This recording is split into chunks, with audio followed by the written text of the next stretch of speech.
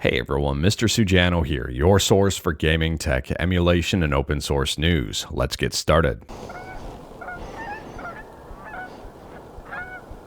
Alright, to kick things off, we're talking about Nintendo 3DS emulation with Azahar, and Azahar is about to get a really big update. So Pablo MK7, one of the main people behind Azahar, says, "Looks like nobody noticed what the quoted tweet was about, so here it is. A disk shader cache for the Azahar Vulkan renderer. Too long didn't read. Say goodbye to stutters once you have played the game for the first time." Now it's worth noting this feature is currently a work in progress and hasn't been released in a stable version just yet.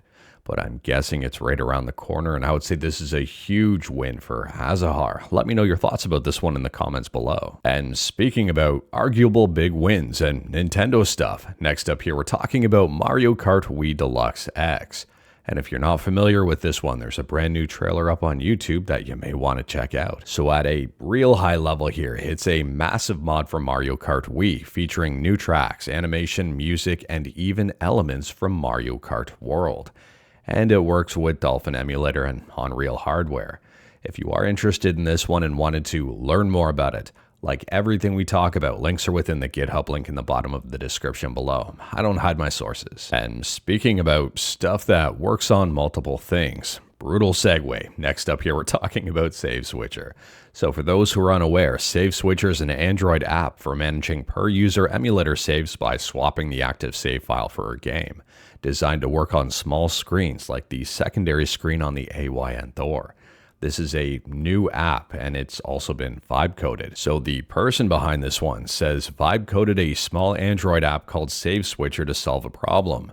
My wife and I share my AYN Thor, and we kept overwriting each other's emulator saves. It lets you add emulator save folders, add users, switch who's active per game by swapping and renaming save files, so we can both play the same games without clobbering progress."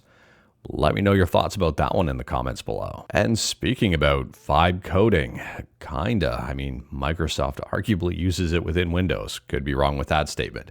Next up here, we're talking about Microsoft and Xbox, so nothing really to do with vibe coding. Anyways, here it's being reported that Microsoft still plans first-party Xbox handheld.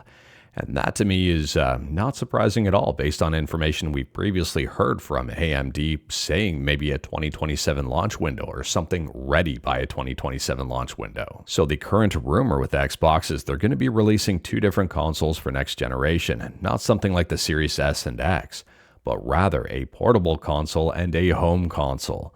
We're going to have to wait to see on that, see what shapes up, see what the specs are, and most importantly, see what the price is. I am very curious to see what transpires. We know we're going to know more information about this one soon. AMD has confirmed they will be ready with their chip for a 2027 launch window. Let me know your thoughts about that one in the comments below. And speaking about next generation and companies releasing a handheld and console, next up here we're talking about PlayStation, and it's rumored they're going to be doing the exact same thing. In fact, the current rumor is that the PS6 and PlayStation handheld will have impressive memory specs. So we're going to have to wait to see what happens moving forward here. These are currently rumors, so I take them with a grain of salt. But I guess the handheld may have 24 gigs of RAM, an odd number. The Xbox Ally X has that number too. And the console may have up to 30 gigs of RAM. We'll have to wait and see. And speaking about waiting and seeing, next up here we're talking about Fallout 76. And if you were holding your breath for Crossplay in Fallout 76, you may not want to hold your breath for too long here, because they say they are looking into it, but at the same time here, there are huge technical hurdles. And it could be a very long way off if it did happen. So I wouldn't expect Crossplay for Fallout 76, but if you're hoping for it, maybe at some point in the future, who knows, maybe we'll be surprised, but I wouldn't really count on it. And speaking about stuff releasing in the future, next up here we're switching from unconfirmed and highly doubtful to something that's pretty much confirmed and arguably very exciting. We're talking about Linux and Linux kernel 7.0. And it's expected that Linux kernel 7.0 will be released in mid-April of this year, so like 2 months away. Now, on a quick side note here, for those who may not be familiar with Linux, at a very high level, this is exciting because generally with each new Linux kernel means newer hardware support. and arguably better hardware support and newer features and all of that stuff. I mean, that's at a super, super high level, and you can slice and dice that one however you want here. But that's basically the gist of it. I mean, if you really wanted to learn more about this one, and I'd recommend learning more about this stuff, Gaming on Linux, I think, has a really good article here with a lot of very easy to understand details at what to expect. For example, improved Legion Go 2 support, improved ROG Xbox Ally X support, and even more Steam Deck stuff, and even more. And last up here, we're talking about a brand new emulation website that you might be interested in. It's very interesting to me at the very least, and it's called Emunews. So they say here, new site, new interview. Latest interview is with the author of Dreamcast Emulator DC, written in Zig. And also here, there's more interviews, emulator information, and they say to subscribe to Mr. Sujano. So heading on over to their website here, and I don't know about you, but I immediately get ZSNES vibes just based on the particles on this screen.